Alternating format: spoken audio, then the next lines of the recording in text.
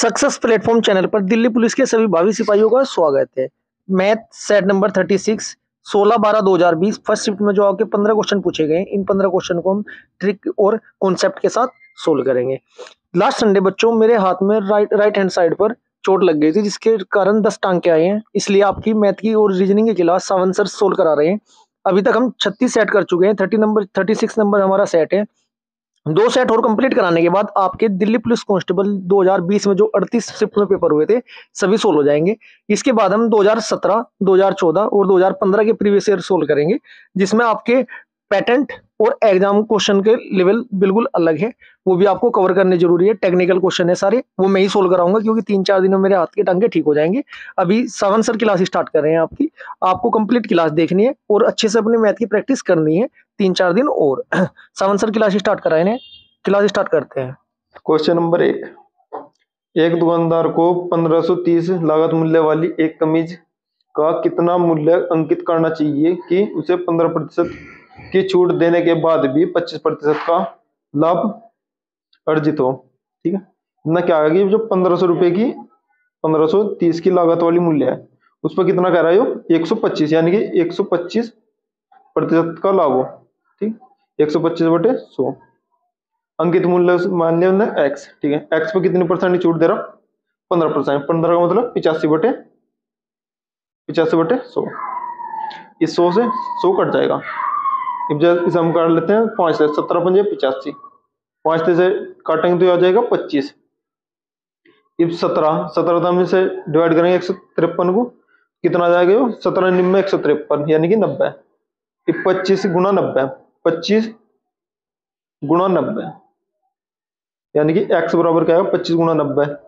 25 निम्न 225, यानी कि 2250, यानी कि उसका अंकित मूल्य कितना हो जाएगा? 2250, जो कि हमारे ऑप्शन नंबर ए पर है। ठीक है, next question, question number 2।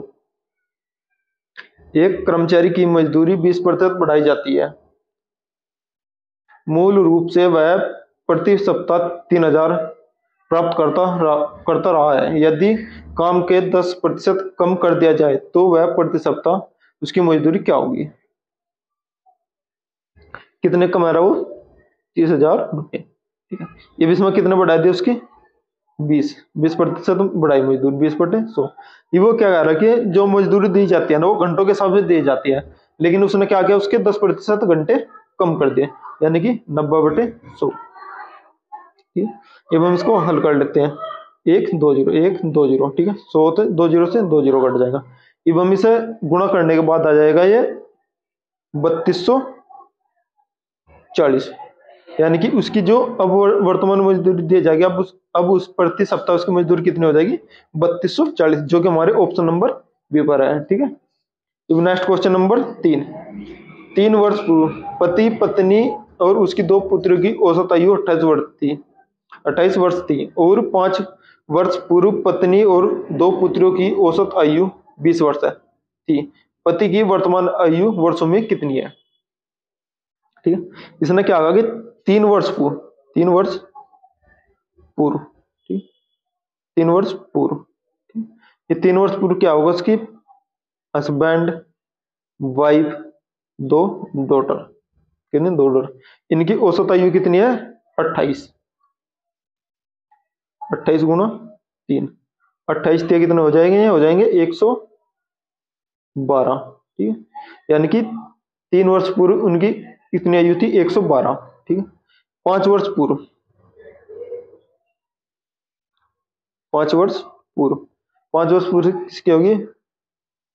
Wife और उसकी 2, यानी कि पत्नी और 2 डॉटर की आयु कितनी थी? 20 गुणा 3, यानी कि 60। ठीक है, 60 होगी। इनकी दोनों की हम वर्तमान आयु ज्ञात कर लेते हैं। ठीक है, वर्तमान आयु ज्ञात करने के लिए 60 थी, जो है 5 वर्ष पूरी थी ना। 60 + 5, वर्तमान आने के लिए कितना? 5 या 15, यानी कि 75 तो होगी इसकी वर्तमान आयु। ठीक है, जो हमारा 112 था, 112 आया ना हमारा, तो वर्तमान आयु 3 वर्ष पूरी थी। जैसे से 3 गुणा 4, 4 थी, अब 12, यानी कि कितने हो जाएगी? 124। वर्तमान आयु कितनी हो जाएगी? इन चारों की वर्तमान आयु का योग तो हो जाएगा 124। और तीनों की वर्तमान आयु का जो हो जाएगा 75। ये उसने क्या आएगा पति की, जो पति की आयु आएगी इन दोनों का डिफरेंस कितना आएगा 49।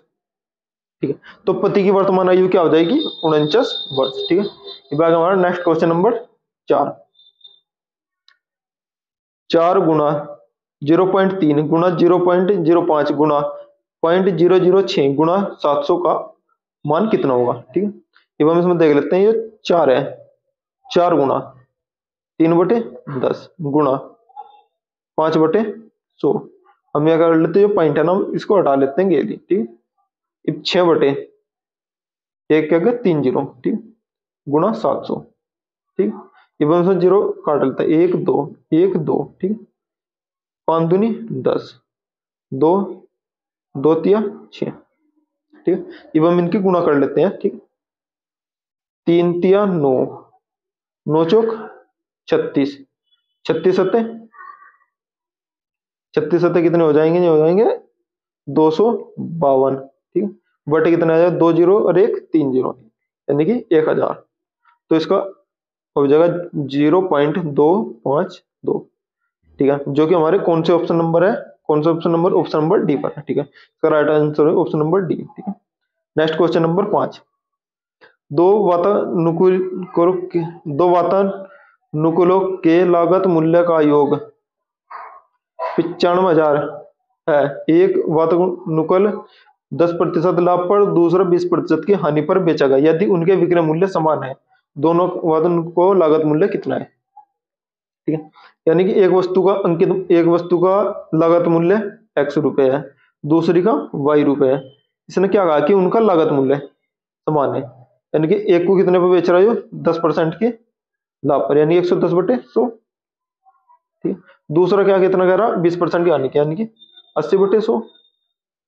0 0, एक जीरो से एक जीरो कट जाएगा, यानी कि यहाँ पे आ जाएगी x की वैल्यू आ जाएगी, जो इसके सामने होता है वो 8, y की वैल्यू क्या आ जाएगी 11। ठीक, ये भी इसने क्या कहा कि दोनों के लागत मूल्य कितना है 95, और इन दोनों के हिसाब से कितना है 19, 19 बराबर 95,000।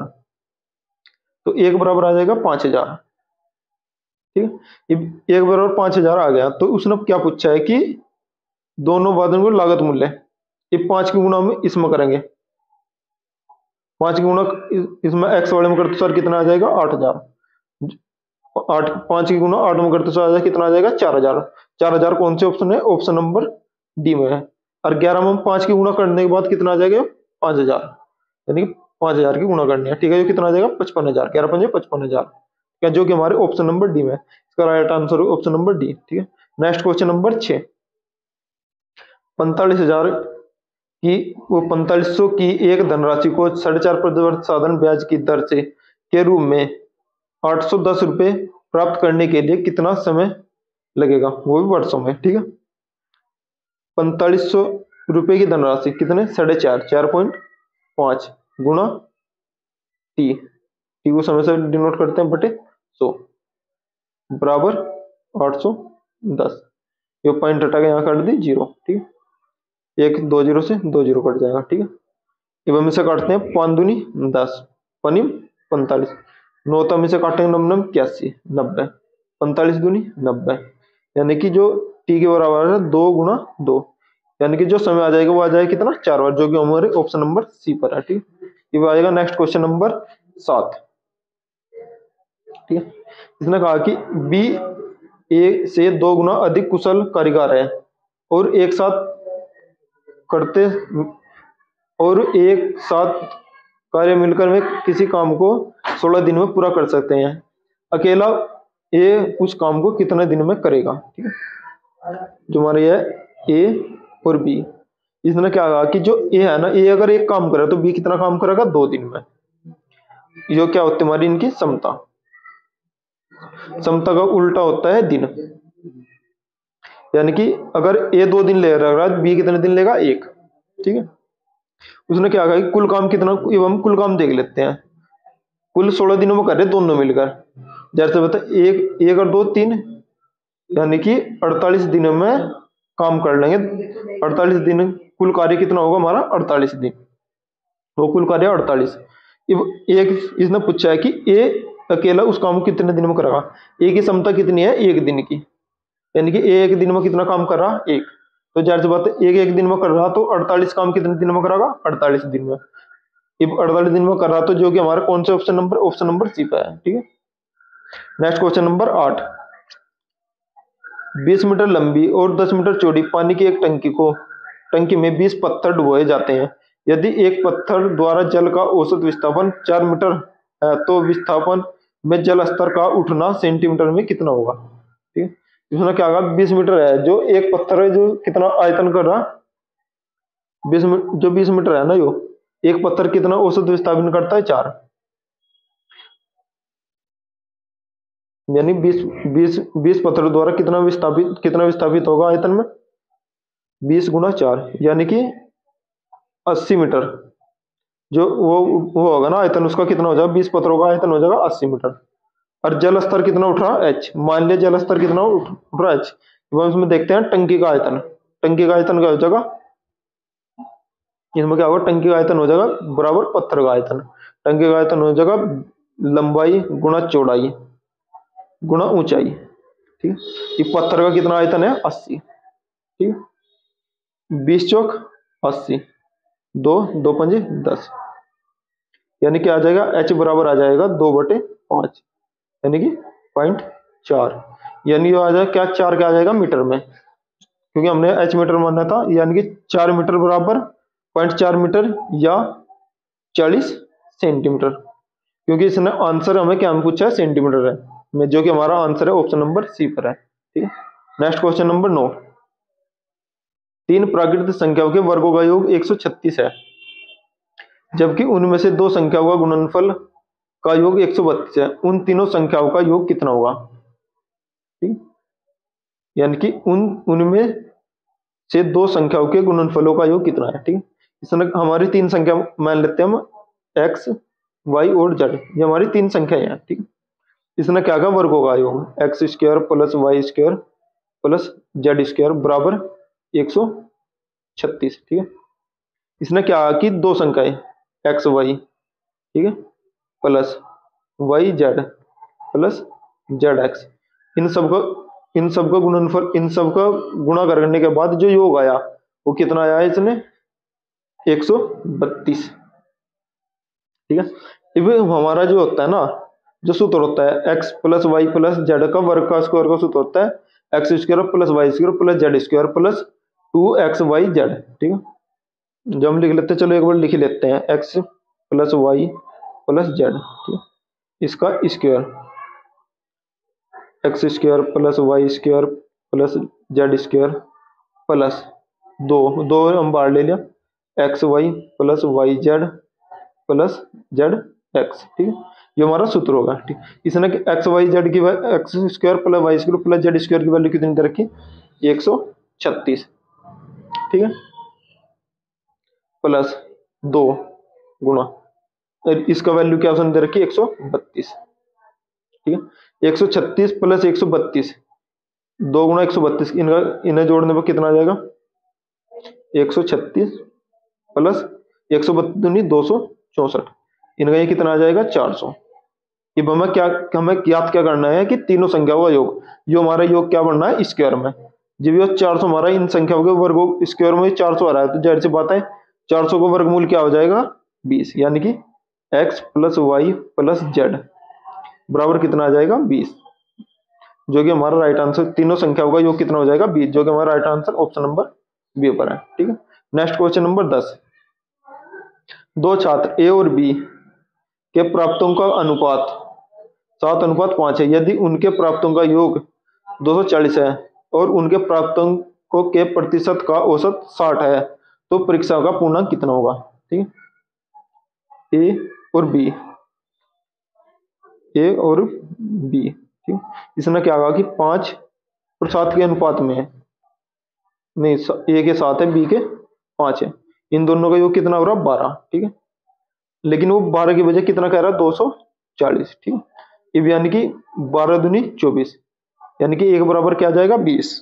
ठीक है, कि 20 का हम 7 में गुणा करें, 7 दूनी 14, यानी कि 140 तो हो गए, एक है 20 पंजे 100, यानी कि 100 हो गए बी के, ठीक है। उसने क्या कहा कि जो उनके 240 नंबर है ना, ये जो उनके 240 नंबर है, ठीक है, उसने क्या किया 240 नंबर उनके औसत, औसत इस कितना हो जाएगा, औसत हो जाएगा एक एक का अगर हम औसत निकाल रहे हैं, औसत कितना हो जाएगा 120। 120 है, वो 60% के बराबर है, 60% बराबर है 120, ठीक है। 60 दूनी 120, यानी एक बराबर आ जाएगा हमारा 2, ठीक है। अब हमें वैल्यू कितनी की है 100 की, 100 बराबर कितना आ जाएगा 200, जो हमारा पूर्णांक कितने का हो जाएगा वो हो जाएगा 200 का, ठीक है। जो नेक्स्ट क्वेश्चन नंबर 11, ठीक है। एक पुस्तकालय में अपनी पुस्तक को समरूप समूह में सजाता था तथा 9 पुस्तक का समूह बनाता है, लेकिन 3 पुस्तकें शेष रह जाती है, ठीक है। वह 10 पुस्तकों के समूह को बनाने का प्रयास करता है, फिर भी 3 पुस्तकें शेष रह जाती हैं। जब वह 30 या 36 पुस्तकों के समूह को बनाने का प्रयास करता है, तब भी 3 पुस्तकें शेष रह जाती है। उसके पास पुस्तकों की न्यूनतम संख्या ज्ञात करनी है, ठीक है। अब कितनी वर्ण है 9, ठीक है। 9, 10, 36 और 30, यानी कि इसने इतनी पुस्तक लगाई और फिर भी कितनी पुस्तकें शेष बची 3। एवं इन चरों का एलसीएम ले लेंगे, इनका एलसीएम कितना आ जाएगा 180 प्लस 3, जो कि उसके बाद शेष रह जाती है, ठीक है। यानी कि इन चरों का एलसीएम और 3 में जोड़ 180 में 3 जोड़ने के बाद कितना आ जाएगा 183, जो कि हमारे ऑप्शन नंबर सी पर है, ठीक है। क्वेश्चन नंबर 12 में क्या कहा, यदि x माइनस वाई का 18% बराबर y प्लस एक्स का 11% हो तो y x का कितने प्रतिशत दशमलव के 2 स्थान तक सही है, ठीक है। अब हम इस क्वेश्चन को करते हैं, ठीक है। यानी कि x माइनस वाई का 18%, यानी 18/100 बराबर x प्लस वाई गुणा 11/100, इस 100 से इस 100 कट जाएगा, ठीक है। 18x माइनस 18y बराबर 11x माइनस प्लस 11y, ये y वाले एक साइड में, x वाले एक साइड में, जब ये इधर आएगा तो जाहिर सी बात कट जाएगा। 7x बराबर जब हमें जो 18y है माइनस का है तो उधर जाते सर कितना हो जाएगा 18 और 11 कितना हो जाएगा 39y। यहाँ से क्या आ जाएगा x की वैल्यू आ जाएगी 7, वो x की वैल्यू आ जाएगी 39, y की वैल्यू आ जाएगी 7, ठीक है। ये इसने क्या कहा है कि जो हमारा वो है ना कितने प्रतिशत अधिक, y x का कितने प्रतिशत है, कितने प्रतिशत है 7/29 गुणा 100, ठीक है। यानी कि हमारा क्या करना है, मैं जो इसे गुणा करने के बाद ये आ जाएगा हमारा 700/29। जब हम 700 को 29 से भाग देंगे तो हमारा आ जाएगा आंसर 24.14, ठीक है, 24.14%, ठीक है, जो कि हमारे कौन से ऑप्शन में, ऑप्शन नंबर बी में है, ठीक है। ये आ जाएगा हमारा नेक्स्ट क्वेश्चन, क्वेश्चन नंबर 13, ठीक है। 10,500 की धनराशि एक निश्चित वार्षिक साधारण ब्याज दर पर 2 वर्षों में 13,650 हो जाती है। यदि ब्याज वार्षिक तिमाही आधार पर चक्रवृद्धि किया जाता है तो उसी दर पर वही धनराशि 1 वर्ष में कितनी हो जाएगी। ब्याज कितना बाद में कितना कह रहा हो तिमाही, ठीक है। पहले देख लेते हैं ना, पहले करा ना साधारण ब्याज, इन दोनों का डिफरेंस कितना आएगा 3150, जब हम 2 से डिवाइड करेंगे जो आ जाएगा 1575, यानी 1 वर्ष का ब्याज कितना है 1575, ठीक है, बराबर 10,500 गुणा आर, समय कितना 1 वर्ष बटे 100, 2 जीरो से 2 जीरो, यानी जो 1575 है 1575 को हम 105 तक भाग देंगे तो कितनी बार कट जाएगा 15, यहाँ से आर की वैल्यू कितनी आ जाएगी 15 वर्ष, तो 15%, ठीक है। ये देख लेते हैं सर दोबारा, यानी कि यहाँ से आर की वैल्यू कितनी आएगी 15, ये भी ना क्या कहा है कि तिमाही ब्याज कितना तिमाही 15/4, ठीक है। समय उतना कहा टी हमारा कितना है 1 वर्ष, एक में हम कितने गुना 4, यानी कि समय हो जाएगा हमारा 4 वर्ष, ठीक है। ये जो हमारा ये दर है, ये हमें नई दर बनाने खातर 15/4 आएगी, ये हम उसमें 100 गुना कर लेंगे, ठीक है। 5 या 15, 5 20 चौक 80, यानी कि 3/80, ठीक है। अब हम 80 से 83, 80 से 83, 80 से 83, 80 से 83 एवं 80 80 गुणा 80 गुणा 80 गुणा 4 पर हम 80 गुणा करने के बाद हमारा ये आ जाएगा 40, 96, 2, 3, 4, ठीक है। एवं इधर 83 गुणा करने के बाद देखते हैं 83 गुणा कितने आएगा, 47, 45, 83, 21, ठीक है। अब हमें कितना बनाना है, ये कितना बनाना है हमें, 10,500। कितनी गुणा करनी पड़ेगी, 0.00257। इसमें भी हम कितने गुणा करेंगे, 0.0000257, जो कि हमारा गुणा करने के बाद आएगा 121,66, जो कि हमारे कौन से नंबर, ये हमारा जो आंसर आएगा ना, ये हमारा आएगा लगभग में, जो कि हमारे कौन से ऑप्शन नंबर है, ऑप्शन नंबर सी पर है, ठीक है। अब आएगा नेक्स्ट क्वेश्चन नंबर 14। एक व्यक्ति 600 किलोमीटर की यात्रा रेलगाड़ी द्वारा 75 किलोमीटर प्रति घंटा की चाल से, तो 1000 किलोमीटर की यात्रा जलयान द्वारा 50 किलोमीटर प्रति घंटा की चाल से, 500 किलोमीटर की यात्रा वायुयान द्वारा 400 किलोमीटर प्रति घंटा की चाल से, ठीक है। 500 किलोमीटर यात्रा वायुयान द्वारा 400 किलोमीटर प्रति घंटा की चाल से, और 100 किलोमीटर की यात्रा 50 किलोमीटर प्रति घंटे की चाल द्वारा तय करते हैं। कुल दूरी की औसत चाल किलोमीटर प्रति घंटा में का 60% कितना होगा, ठीक है। इतना क्या, जो हमारी औसत चाल आएगी ना, उसका 60% कितना होगा, ठीक है।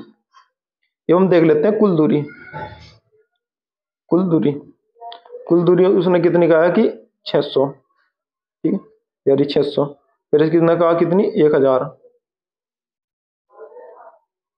प्लस, फिर उसने कितनी कहा, 500,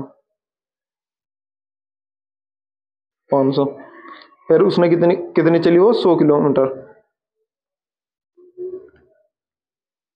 यानी कुल उसके द्वारा दूरी कितनी चली गई, 2200, ठीक है। वो कुल समय ज्ञात करना, तो जाहिर सी बात है, इस समय को हम कितने तक डिवाइड करेंगे, समय को डिवाइड करेंगे हम 75 से, 75 किलोमीटर प्रति घंटा की चाल से चलाना। समय ज्ञात करने के लिए हम इसे कितने करें, 75 8 कितना हो जाएगा, 600, ठीक है। यहाँ पर ही हमें टाइम ज्ञात कर दिया, हम कुल समय कितना लगा, 8 घंटे तो पहले उसमें लगा। फिर अब दूसरे में 1000 किलोमीटर 50 किलोमीटर प्रति घंटा की गति से कितना लगेगा, उसे लगेंगे ये 20 घंटे, ठीक है। उसके बाद उसने कहा जो ये 500 किलोमीटर थी, 400 किलोमीटर प्रति घंटे की आराम से 5/4, ठीक। उसके बाद उसने क्या कहा कि जो 100 किलोमीटर है 50 किलोमीटर प्रति घंटे कितने लगे, उसे 2 घंटे, ठीक। अब उसके द्वारा कुल समय कितना लगा, 5/4, यानी कि 30 घंटे प्लस 5/4, यानी कि 125 घंटे, 125/4 घंटे, ठीक है। अब हमें औसत चाल ज्ञात करनी है, ठीक है। इसकी औसत चाल क्या हो जाएगी, औसत चाल, यानी कि 2200 तो कुल दूरी थी हमारी, ठीक है। अब चाल हमारी कितनी है, वो समय कितना लग रहा हमारा, 125, यानी कि 125/4, 4 हमारा क्या चले जाएगा ऊपर, ठीक है। अब हम इसे 125 को हम 25 25 पंजे 125, ठीक है। ये 25 तो हम इसे डिवाइड करेंगे, ये 2 जीरो है ना, 25 चौका 100, 22 गुना 4 गुना 8, ठीक है। ये आएगा हमारा 22 गुना 4/25, ठीक है। लेकिन ये चाल हमारी क्या, हमारी किलोमीटर प्रति घंटा में। अब हमें इसका क्या ज्ञात करना है, इसका ज्ञात करना हमें 60%, 60/100, ठीक है। 4 से कितने पर कट जाएगा, 25 बार 12, 12 पंजे 60, 5, यानी कि हमारा क्या आ जाएगा, हमारा आ जाएगा 10, यानी कि 1056/125। इसको हम डिवाइड करने के बाद आएगा हमारा 42.24 किलोमीटर प्रति घंटा। जो हमारी इन्होंने पूछा ना 800 को 60%, ये वाला वो पूछ रहा है कुल दूरी औसत चाल का 60% कितना होगा, कितना हो जाएगा, 42.24, जो कि हमारे ऑप्शन नंबर डी पर है। ठीक है, नेक्स्ट क्वेश्चन नंबर 15। 50 मीटर लंबे 30 मीटर चौड़े एक आयताकार पार्क के मध्य भाग में कंक्रीट के दो सड़क एक दूसरे को काटते हुए गुजरती है। पार्क का शेष भाग का उपयोग लाइन के रूप में किया जा रहा है। यदि लाइन का क्षेत्रफल 1125 मीटर है तो सड़क की चौड़ाई मीटर में कितनी होगी। ठीक है, तो हम क्या कर लेते हैं, इसका एक चित्र बना लेते हैं। ठीक है, ऐसे उसमें क्या आएगी, जो बीचों बीच। ठीक है, इसकी जो बीच की दूरी है वो x है। ठीक है, इतनी इसमें और इतनी इसमें। ठीक है, और ये कितनी दूरी है 50 लंबाई इसकी, और ये कितनी है यहाँ पे, ये कितनी है 30। ठीक है, लाइन का क्षेत्रफल, लाइन क्या होगी, जो है ना जो हमने ये ऐसी लाइन ये बना रही, इसका क्षेत्रफल कितना है 1125, जो दे रखा सुनिए लाइन का क्षेत्रफल, यानी जो ना सड़क बनाई है। ठीक है, अब हम इसमें तो क्या करते हैं, सड़कों का क्षेत्रफल, अब हम इसका आयतकार पार्क का क्षेत्रफल और सड़कों के क्षेत्रफल का ज्ञात कर लेते हैं। ठीक है, 50 गुणा 30 आयतकार पार्क का क्षेत्रफल माइनस सड़क के क्षेत्रफल बराबर आ जाएगा लाइन का क्षेत्रफल। 30 गुणा 50 minus 50 plus 30x plus minus x square बराबर जाएगा 1125। ठीक है, ये भी आएगा 1500 माइनस ब्रैकेट बंद 80x माइनस एक्स स्क्वायर बराबर 1125। ठीक, इसमें तो ये घटाने के बाद आएगा एक्स स्क्वायर, इसकी गुणा X square minus 80x plus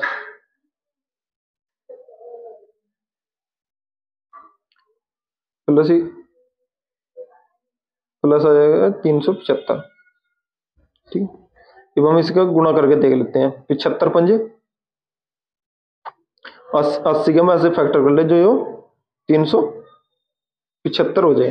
375 बनाने के लिए हम क्या करेंगे, फैक्टर इसके 75 गुणा 5, यानी ये फैक्टर हो गए, और हमारा चिन्ह क्या है माइनस का, यानी कि माइनस का चिन्ह होते अनुसार इसमें क्या बन जाएगा, x बराबर क्या आ जाएगा 75 और 5, लेकिन ये 75 है ना 50 से अधिक है, यानी कि 75 तो होने का नहीं, इसका आंसर क्या होगा 5, जो कि हमारी राइट आंसर है ऑप्शन नंबर बी पर। ठीक है, आज के हमारे यहीं पर 15 क्वेश्चन समाप्त होते हैं।